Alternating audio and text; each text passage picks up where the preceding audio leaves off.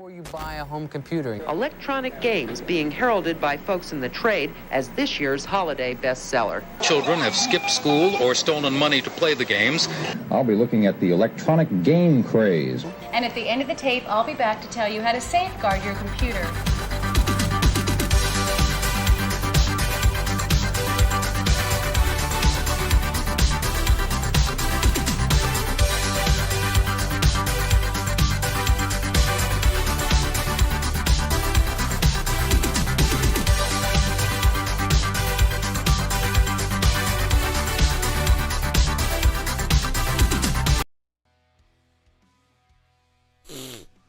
Ladies and gentlemen of the internet, bear with me today. I had to do a bunch of tree trimming, yard work kind of stuff in the backyard yesterday, which means today is allergy attack day, and it is back with a vengeance. So I'm going to try my best not to be gross during today's stream. We will switch to full screen desktop if we need to instead of the usual views, because we got stuff to talk about, and I would like to get through the stream, even if it's going to be a little bit more difficult than usual. We got some exciting stuff to talk about, but before we get into the actual topics, I have big news for you, the viewer. Yeah, you. Someone asked where the backing track is. Hopefully you can hear it. If not, I have no clue why that would be. It should be there. That's all I can say. But yeah, anyway. Big news. First and foremost, we'll just switch on over for the housekeeping stuff. I have officially launched a today, or this week through the end of the year giveaway event. I'm calling it Strimsmas for you streamers out there, and I am giving away all sorts of streaming gear to you. And it's going to be a lot. It's going to be a lot. So first and foremost, we started this Tuesday here with EVGA. We partnered with them to give away 10 of their EVGA XR1 Lite capture cards. And that one does have international shipping. Some of the ones that I do will not have international shipping. I will do whatever I can. No music. Well, that's really weird. I have genuinely, in OBS, it says it's there. Wait, I might be able to fix it. But yeah, so we're giving away, first and foremost, 10 capture cards. It's there, just not very loud. Okay. Hey, we'll turn it up a little bit, see how that does. But yeah, mods posting links in chat. We are giving away 10 of those capture cards. First and foremost, just coming out swinging, 10 capture cards going into the hands of you all. My goal here is to get as much streaming hardware as I can in the hands of streamers or would-be streamers. The past couple years have been really rough, both emotionally, physically, financially, pandemically, on the world. And with that, though, a lot of people have been interested in getting into streaming, but they either don't have the budget, or there have been, there have been shortages or shipping issues or what have you. And so I am doing my best to try to help contribute back. And so every week through the end of the year, assuming I stay up with scheduling, I have stuff planned to give away every week. So we're starting with capture cards. And the big announcement is that Earthworks, the company that makes this beautiful Icon Pro microphone I'm using right now, I sound probably super gross because my nose is running all the time at the moment. Earthworks has just signed on and agreed to give away one microphone each week. So I originally have this slated where I have specific products I'm giving away each week. So like this week, it's the EVGA capture cards. Next week, it could be a different capture card or whatever. But throwing it in with kind of a bundle deal, Earthworks is giving away one Icon USB microphone, which is a $300 badass microphone each week with whatever else I'm giving away. That is huge. And I've only really just started working with companies to figure out what else we will, get going here on the giveaways. So I have stuff from my own kind of hoard and back catalog that I no longer need that I'm giving away. So we've got other USB mics, we've got XLR mics, we've got capture cards, we've got webcams, we got all sorts of stuff. But it seems like every week we're going to have an Earthworks Icon USB microphone to give away as well. So this is going to be huge. This is just week one. Absolutely stoked for this because this is bonkers. But my mod did just post the link to the Gleam for the giveaway in chat here. I will see if I can get the link also posted over here in the Twitch chat real quick. Whee! Appreciate you all hanging out with me today. I am definitely not muted for those of you trolling on Twitch. Just waiting for the Allegro giveaway. Yeah, trust me, I've taken a lot of meds in the past 7 hours. It's not helping. So apologies for the sniffles, but I think you'd prefer that to me blowing my nose or snot running all over my face. So that is the main kind of housekeeping, as I just wanted to announce the big giveaway event. Absolutely huge. In terms of other stuff, since our last stream, we have had a couple videos go up. That being, of course, my review of the EVGA XR1 Lite, which for the $60 price tag, apparently I was incorrect. That was a promotional price that they will be running frequently, I would assume, because that's how they do it with the original XR1, but it's not the base price, so it shot up like $10 the day that review went live. But that's why I focused on making sure that that I clarify what price I was talking about in the video. But my review of that went live for $60. It beats out all of those cant links and knockoff capture cards that we have covered so far. This one is legit and the real deal, so I do recommend buying it if you're not entering the giveaway or you don't win it or what have you. It is pretty solid if you need one of those more budget oriented capture cards, so absolutely cool there as well. We had stream critique from our first episode of Stream Theory go live. We're still working on the format. We'll have the next Stream Theory episode next week. Stoked for that. And then we had a review of the PreSonus Revelator USB microphone as well. And that is one such microphone that I am giving away. I'm giving away my unit. I got the samples I needed saved and archived so I can reference for future videos. And I'll be throwing that into the pool of giveaways that I will be hosting. We did have the final part of our How to Play on a Twitch show series go live as well, so I have playlists in the descriptions and all that updated for that. And then we had another video about cool OBS scripts that you can check out, including a cool one that a subscriber was working on for Pokemon layouts and things like that. So that's the content that's been going on. We will have Stream Theory next week. We got giveaways coming every week. I guess I'll announce the next giveaway during Stream Theory because that should be on Tuesday, and I'm announcing these on Tuesdays. Got some cool content coming up, assuming, because I got to do more of this yard work tonight, so it's going to be a kind of unproductive weekend because of this and some other stuff we're doing, but got some sick stuff coming regardless. And if you're interested in Pokemon TCG openings over on my HoloQuest channel, we have been posting new stuff as well. I've brought on a couple editors to help me get caught up on my backlog and to help make the videos better, and so whee, cool, awesome Pokemon TCG videos over there as well. All right. Let's jump into today's topic. First and foremost, we have Synology, who has released a new C2 backup plan for individuals. And this lets you back up your devices from Windows instead of just needing a Synology NAS for it. Now, you can use this on its own, but obviously this is probably a little bit kind of geared towards if you already are going to use Synology C2 to back up your Synology NAS, then you might as well back up your computers with it as well. But pretty neat, works kind of the same way, and you can back up your programs, your files, external drives even, so you could theoretically rig it up to back up other NASs. Not that, Synology would endorse that, but you could. And then you can restore either the full PC or specific file. So it works very similar. We covered C2 for Synology NAS themselves back in, I think, last year. And I was kind of impressed with it for a cloud backup option as I've been trying to explore what I can use for my absurd amounts of data. Pretty cool that they released this as well. Moving on, Windows, Microsoft teased the new Surface tablets. Let me turn off Dark Reader here. Windows Surface tablets. We did get some links for that, but it's still super impressive. So the Surface Pro 8 is, of course, the Mac Daddy here. Let me see if I can get to the specs here. Yeah, so it's the first one built on Intel Evo. It has 11th gen core processors, two, not just one, but two Thunderbolt 4 ports. Should support eGPUs, as well as some crazy like SSD stuff going on there. So I'm still not a fan of the Surface keyboards themselves, but having used the original Surface RT during college, while the RT part was limiting the workflow itself, was kind of handy to take with me to college.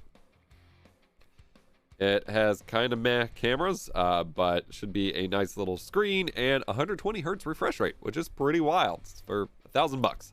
Of course, they do also have the new Surface Laptop Studio for Business, which is kind of like a laptop and the iPad Pro kind of workflow mixed together. This is kind of what I wanted for my iPad workflow that I've complained about not being able to get with regards to using it as a tablet and a laptop while still having most of those advantages.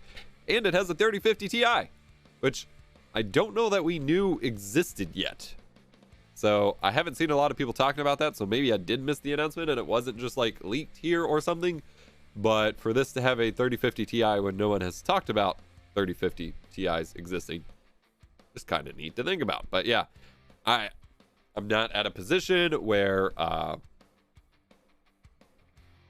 you know, I need to buy a laptop anytime soon, but the new Surface Pro or the Studio, I'm not sure which, would be strong contenders for whatever I was considering if I needed to. I'll stick to Blackblaze Unlimited Backup for $7 a month until you get to NASA's and stuff. Not so much there. Nothing that cheap is ever truly unlimited. You quickly run into limitations when you have as much data as I do. All right, moving on. So I want to talk about the Twitch NMPA partnership. So if you are unaware, we'll cut away from the screen for a second here. If you're unaware, it was announced that Twitch was working with the NMPA, which is, I should have memorized, and I don't. It probably says in one of these articles. Yeah, National Music Publishers Association. It was announced that they were working with them and close to coming to a deal that would help Twitch streamers or Twitch itself manage the DMCA problem a little bit better. Those initial announcements were a little misleading because that's not what this did, and that's not what the objective is. And so a day or two later after that news came out, Twitch sent out emails confirming some of the data, or some of the, I guess, decisions being made and the results. I think the most important part is what they threw in at the end. This new process does not change how music can be used on Twitch. As we've said consistently, which is not true, they have not said this consistently. Well, they have not enforced it consistently. It's never okay to include music in your channel unless you've secured the necessary rights or have the authority to do so, blah, blah, blah, blah, blah. So what they're doing here, and there's an article here from Billboard, but of course you got to sign in and log in to talk about it. There's also a video breaking it down from Hogue Law. I believe they have a video they released as well. What the system actually does here is effectively kind of allows Twitch to start building their own proper content ID system, that kind of like how YouTube has. Because on YouTube, if you use a piece of content that you don't have rights to, you don't just immediately get kind of striked with a DMCA strike or anything like that. It can happen. It's unlikely these days because the Content ID program was introduced to appease copyright holders and kind of have a middle ground between that and, you know, what content creators are using. So instead you get a Content ID claim. The Content ID claim says, hey, this video contains content, music, movie clip, whatever, from this copyright holder. And that copyright holder has the ability to do a few things. It can just block the video so no one can see it. It can block the video in certain territories based on licensing. So for example, I have a Blu-ray ripping video that got blocked in 100 countries, but it's still visible in the US. And it's because I showed screen capture of one of the movies for a second, which theoretically I could argue, but then that could come to bite me in the butt about the DVD or Blu-ray ripping in the first place. But it was blocked in 100 countries because in 100 countries, they don't have a way to, I guess, monetize that video with that content. So they just blocked it elsewhere, and then it works fine in the US. They can block it. They can block it in specific countries. They can claim all monetization of it. So every dollar of ad revenue that video earns will just be turned over to that owner. They can track it so they can just see all the analytics data, but you still make the money. Or they can set up a revenue sharing split. Now, this is most commonly used for cover songs. So cover artists are generally pretty safe on YouTube because YouTube has negotiated with the music publishers and all of that to establish a system where cover artists basically make a split ad revenue cut and split that with the original rights holders for composition and things like that. And it works out great. But you don't see a whole lot of DMCA strikes unless someone's showing like leaks or how to hack a game or anything like that. So there's a big difference between how it happens on Twitch and how it happens on YouTube now. So this new partnership, this new program with the NMPA could theoretically lead to them establishing that sort of system, because what they had talked about in the email was it would be a system that doesn't immediately strike the creator, the streamer, but instead gives them a warning, and then Twitch can work with them to take the content down, to figure out what they did wrong, to fix it, blah, blah, blah, blah, blah, which is kind of how YouTube works. However, Hoag Laws expressing Hoag, I'm probably saying this terribly wrong. I've never heard it said out loud. Is expressing concern because of the repeat infringer policy, that Twitch is now going to be tracking repeat infringers, and according to the law, it's not just actual confirmed repeat infringers that need to be banned from the platform in order for Twitch to maintain their safe harbor protections for copyright, but that accused or alleged repeat infringers are also the problem. So if someone gets a bunch of accidental or not super legit copyright flags, Twitch theoretically might be forced to ban them anyway, even if all of them work out, because of this new rule. So there is some concern there, but theoretically, like, the best thing that can come from it is that they build a content ID system that protects streamers a little bit better, but doesn't allow streamers to still stream radio music or anything. Worst case, things could actually get worse for streamers. And at no point did Twitch negotiate an ability for streamers to just use whatever music they want. I think a lot of people seem to have been expecting that from Twitch. I don't know why. That's not really possible with how things work right now. That's not what went down here. But regardless, that's the current situation. I think for a lot of repeat infringers, for people who deliberately like go and break the rules, I think Twitch being forced to like do more bans for it is a good thing. But there is still some concern for games that have music that gets flagged, for people who are doing IRL streams and just walk by a place that's playing music, and all these extraneous circumstances of people who aren't trying to break the rules that hopefully this new system protects. But we'll see, because you never know. Thank you for the Twitch sub, Cannibal Sloths. Well, that's it for that Twitch topic. Just wanted to really cover that. I know for a lot of people, that was really gross. I tried to mute my microphone. I am so sorry. I know for a lot of people, this stuff is pretty obvious, and you're like, why the hell would people use music? Blah, blah, blah, blah, blah. I would love to believe that that is everyone. Unfortunately, it is not. It is 100% not. It is, there are a lot of people who are still making arguments, trying to justify music usage or argue why it needs done, or hold out hope for Twitch to negotiate this absurd deal that at no point makes sense for them financially. And here you go. Here's what Twitch is doing, which is covering their own butts. All right, moving on. We have a huge leak here of 135 Dreamcast and 349 Xbox OG prototypes of games. From unreleased games, unreleased ports, tech demos, early builds, prototypes, debug builds for the original Xbox and the Dreamcast, including some cool stuff even made by Bungie and things like that, which is really exciting. You got debug builds of Jet Set or Jet Grind Radio. You got localizations of games. A lot of cool stuff. There's also a video from Modern Vintage Gamer kind of digging through those. So exciting to see so much of this content released at one time rather than kind of trickle, drip fed or whatever. And just wanted to share it with you. Obviously, this isn't the kind of thing we cover on this channel anyway very much, but it's relevant to my interests, and it's not something I can dive in too much detail without risking getting in trouble. But I wanted to highlight it if you want to do your own research and find out a little bit more for yourself. The company Zcam, who has started making their own kind of indie action cams and now make full like cinema cameras and the like, are apparently making their own dual input UVC capture card. Now, from what we could tell from the specs, which is that they only support up to 1080p 30 input and the like, this is most likely just going to be another cant link, just two stuck together on a USB hub or something like that. But for $50, that could be pretty good value for some people. And if you support Zcam, maybe you want it, maybe not. I am currently kind of trying to figure out if I can get a review sample from them. They have been difficult to work with in the past.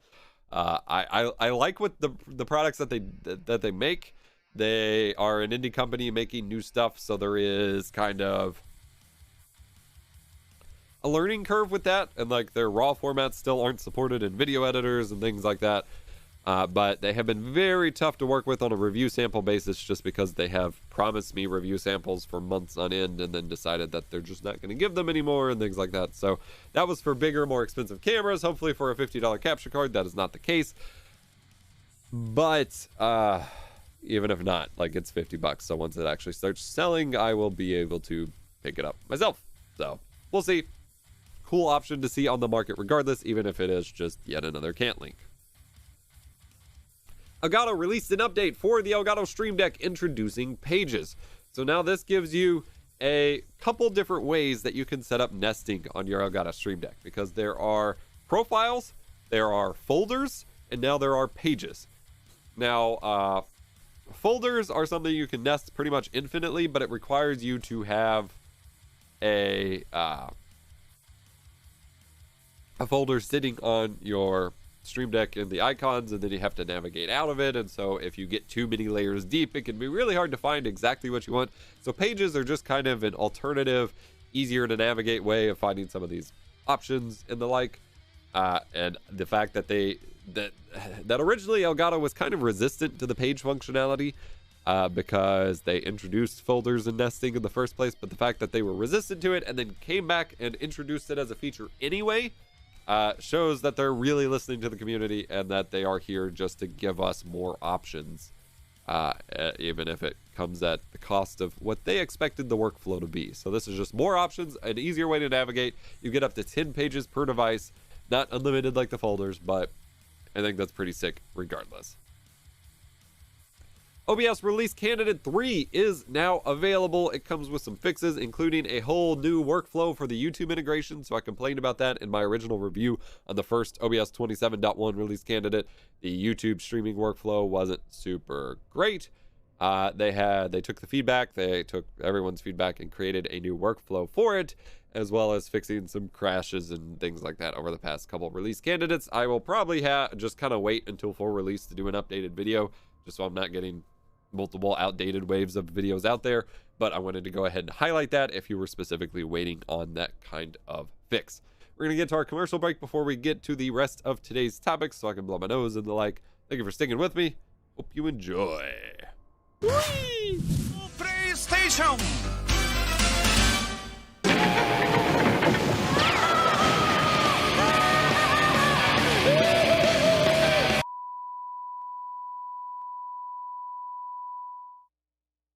Skillshare is an awesome online learning community where millions come together to take the next step in their creative journey. They have thousands of inspiring classes on topics such as productivity, film, video, photography, and even web development. Skillshare is for beginners, pros, dabblers, and masters who want to improve their skill set and learn a new skill entirely. No matter your goals, Skillshare has classes that fit your schedule and skill level. If you want to do what I do, I highly recommend checking out the YouTube course from Marquez Brownlee, or MKBHD.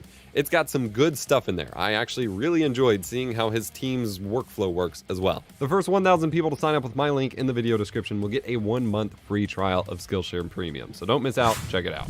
Do you need stream-safe music for your streams and videos, but want something a little heavier? My awesome community sought to solve that and made Backing Track. Hard rock and heavy metal music, safe for your content and free to use. No subscriptions. Head over to backingtrack.gg to stream it or join our Discord for free downloads.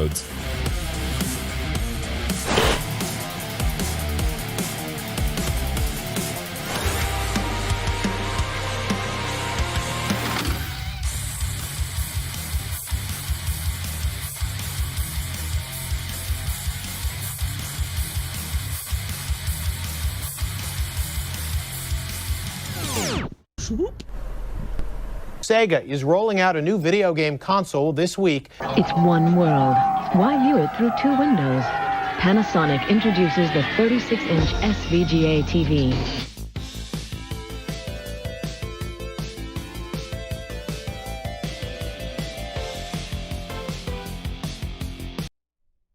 Hello! I think we're working. All right. Welcome back. So yeah, go check out Skillshare. Great sponsor. They have a course from a fellow YouTuber, and you can learn some pretty cool skills. Pretty cool skills that you may not learn in school that will help you do things that are related to streaming, such as, you know, making OBS plugins and scripts and things like that. So, moving on to the next topic here. LG now makes a 2,000 pound, $1.7 million, 325-inch 8K TV. My first question is, when are we getting this in the studio? But I'm pretty sure the dimensions of this are bigger than the walls I have in the studio, which is kind of bonkers for me. Yeah, it's kind of weird.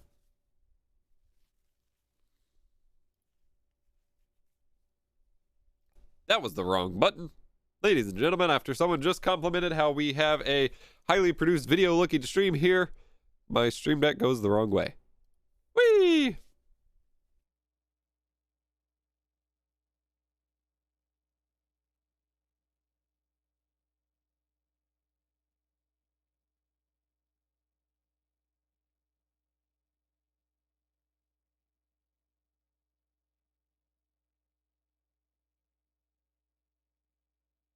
As we were saying, so this thing is kind of ridiculous. It's kind of exciting regardless, because it's crazy to me that this is a singular TV.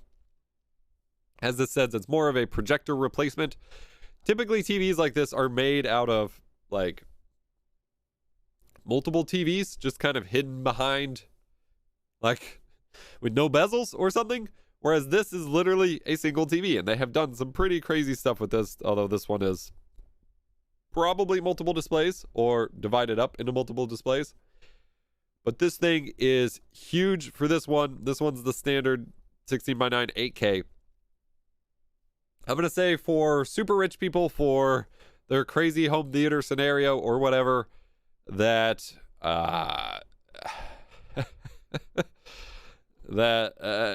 if you're even like it's $1.7 million. Like, I don't know what more to say to that. Like, on one level, this would be so cool. But on another level, this is 8K TVs before 8K is normalized. And by time you'll really be watching anything on this, the TV technology could probably get so much better and you not even know about it. So I find it hard to believe that someone would actually buy it. But at the same time, some of you are saying that Linus was talking about trying to put it in his home theater. So whatever. I can't imagine paying this much for a TV that will be outdated by the time you're actually watching much native content on it. But if that's your kind of thing, go for it.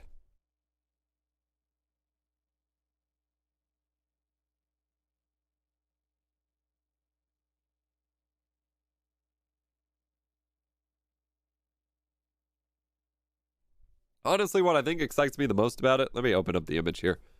I think what excites me the most about it is this crazy, like, multi-view technology they have for it, where you can have, like, multiple different aspect ratios playing at the same time. This is obviously simulated, but that seems to be one of the kind of, like, messages that they're going for here.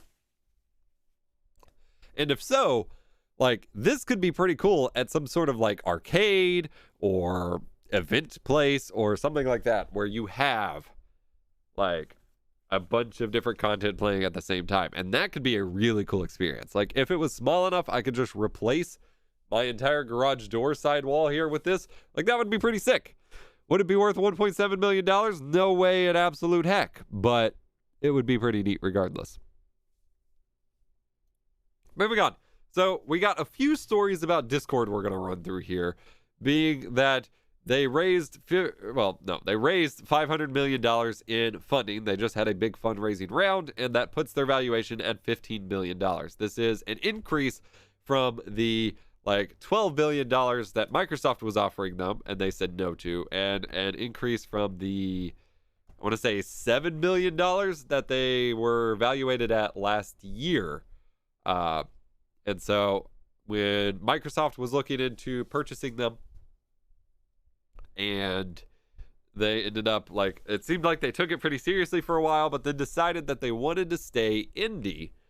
And while staying indie, they obviously need more money, but, like, they want to put more, they want to stay under their own roof and try to keep things in-house. So they're doing fundraising, but also with that, what's interesting is we're already seeing a bunch of new stuff crop up. So YouTube just had to shut down a couple music bots that were violating the terms of service. I know people like to decry this as evil, but it was violating the terms of service. They're kind of obligated to do so. And the bots themselves knew it was coming. Like one of the bigger bots were like already planning a pivot to focus on other features because they knew this wouldn't last forever. So to replace those Discord bots, YouTube is actually rolling out a full-featured let's watch YouTube together kind of feature. Now, this doesn't let you just do videos as background videos, and it will display ads. But I think, like, instead of them just shutting the bots down and leaving it as is, to replace it and supplement it with an official feature is a really cool move. And this is a pretty cool feature that I might actually see myself using in our Discord server moving forward, because like that's pretty cool. There's certain events that we have streamed, like for example the big Elgato announcement when they announced the Wave XLR and the mic arms and all of that. Like I just did a Discord Go live stream and streamed the video feed, but like we could just watch it together a little bit more in sync and stuff with this feature, and I think that would be really cool. Last piece of Discord news here, which is actually a really cool change, is they actually reduced the amount of boosts required for the different server levels. So if you're unaware, there's this monetization feature called server boosting where you pay for like Discord Nitro and you get a couple boosts, and the boosts basically unlock features on servers. So if you get to level 3, you get a custom URL and all of that. Personally, I have found this to be a little silly because you don't get to keep that URL if you lose your level 3 status, which at the time was 30, which was a lot. That was a lot of boost speed required. So dropping it down to 14 means you're more likely to keep that number of boosts, but also that it's easier just to get them in general. So more servers can get more features while getting support from other people. And the servers that have 30 already, I guess, just unboost them and go boost another server. Discord says they're continuing to look at ways they can add more features for boosts, but for now, if you're already at 30, well then 15 people need to go unboost and go boost somewhere else. I got a last couple topics here I want to run through before we wrap up today's stream. I know today's a little bit shorter, but like I said, allergies are pretty wild here. We're going to talk about the iPhone thing at the end. First and foremost, Xbox is getting a new Chromium-based Edge browser, which will give you full web features, which means you can use Discord. However, you can't use a mic unless you're using the Kinect, which is kind of disappointing. But you can use Stadia and other things, and you can just chat in Discord, which is really freaking cool. I've been saying for a while that the Xbox Series S is like could be a super powerful just PC replacement, and I've been really advocating for them to unlock more PC features. And getting the full Chromium version of Stadia, or of Edge rather, running on this is a huge step in that direction. So, especially given how small the Xbox Series S is, like this is a really powerful, like feature to have. And I hope to see them unlock more versions of like applications that can run on it and things like that as time goes by. So looks like GeForce Now and Chrome extensions don't work just yet, but Stadia works and Discord and things like that. We've also got a new announcement from Elgato, the Chat Link Pro. So this is effectively the same as the normal Chat Link, but it has a nicer cable and a ground loop isolator implemented. Now this is required because the controllers, when you plug your controllers into charge, you end up getting a ton of ground loop feedback or high frequency bleed, and the ground loop isolator can help take care of that. Your previous chat links, like someone was confused and really upset in the replies at one point. Like the previous chat links will still work for PS5, but if you plug your controller in, you're more likely to get ground loops and things like that. So it's pretty cool to see, you know, that stuff happening. And this looks like a pretty baller looking option. The cable seems a lot nicer, so it should work. I've never actually used the chat link, but I also don't use console voice chat very much these days, so it hasn't been a huge deal for me, but just wanted to share the news regardless. I think this is pretty cool, and it helps get that, because the ground loop noise that you get from stuff like this is like almost impossible to really filter out in post without a lot of damaging work. And so getting this filtered out in real time is pretty nice. And you can use the Chat Link Pro for a lot of things, but this is kind of the best option, you know, options that it's suited for. So YouTube is getting official downloads on the desktop to view videos offline or to not have to buffer a video you've already watched and you want to rewatch. This is similar to what they rolled out for mobile. It's specifically for premium subscribers, but this does not give you a video file that you can actually mess with and use for edits or anything like that. That still violates YouTube's terms of service, unfortunately. But this is still at least a helpful feature for some that you can test out until October 19th. And then it should hopefully just roll out fully. I realize that, again, this isn't useful for editors or anything like that, but if you were just, like, if you have internet that struggles or you just want videos to watch offline instead of having to use a downloader, you can do it officially, which is pretty neat. Last topic, actually, last two topics before we talk about the iPhone. Easy Anti-Cheat is coming to Linux. Now, Easy Anti-Cheat was already on Linux for native games, but it's coming for Wine and Proton, which means finally we will hopefully get to play multiplayer games on Linux. This has been my big sticking point from day one, even with my new gaming PC I built earlier this year, which I still have yet to make my video on. Most of the games I want to play on Linux still do not work, including... especially rather multiplayer games such as Halo, Apex, all of that. And so hopefully with this coming, it still requires, I mean, I guess the community will find a way to make it work as well, but it still kind of requires developers to throw in a couple steps to get involved here. But it does mean that there is a much higher likelihood that we will be able to play multiplayer shooters on Linux, which is a huge epic W. And I'm super stoked for this because this has been the big thing holding me back from using it on my gaming PCs. Obviously, it's also coming out for Mac as well. So, cool. I guess. If you're gaming on a Mac. Earthworks Audio, the company that has just announced contributed a bunch of mics to our giveaways, and I'm using their Icon Pro right now. This is not a worthwhile sample of it, however, since I am congested and have a tissue stuck up my nose presently.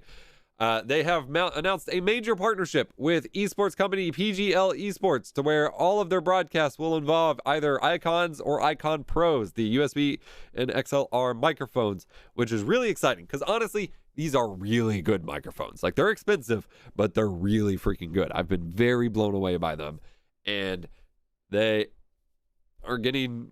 working together with esports to get their microphones in more places, which is really exciting. They've been making a big push to get their microphones in the hand of more content creators, which is part of why they're partnering with us for the giveaways.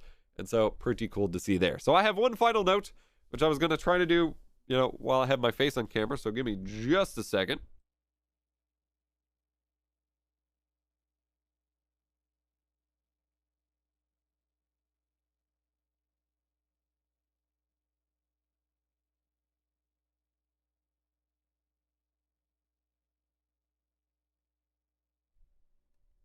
Let's try this. Whee! So, with the iPhone 13 launch, they announced a new feature that you may have seen my tweets, but really ticked me off because Apple has what I call hyperbolic marketing, in that they over-exaggerate every single thing about their marketing points to the point that it's just factually untrue. And that is the case with this new feature, the cinematic mode. So the iPhone 13 has a new feature called cinematic mode, which allows you to do crazy stuff like have a fake shallow depth of field look where you blur out the background to actually track different subjects and change the depth of field after the fact to track, the different subjects and change the depth of field after the fact. Things like that. But it's not good. And the issue here, so first and foremost, this is just a gimmicky feature in the first place. If you're making cinematic video, you don't need a shallow depth of field. You don't need that. That's not a requirement for cinematic video. Cinematic video is about the motivations of what you're shooting, the composition, the lighting, the intent, the subject, the story you're telling, not the fancy gimmicks, the lens flares, or the shallow depth of field, or the slow motion, or any of that. None of that makes something cinematic.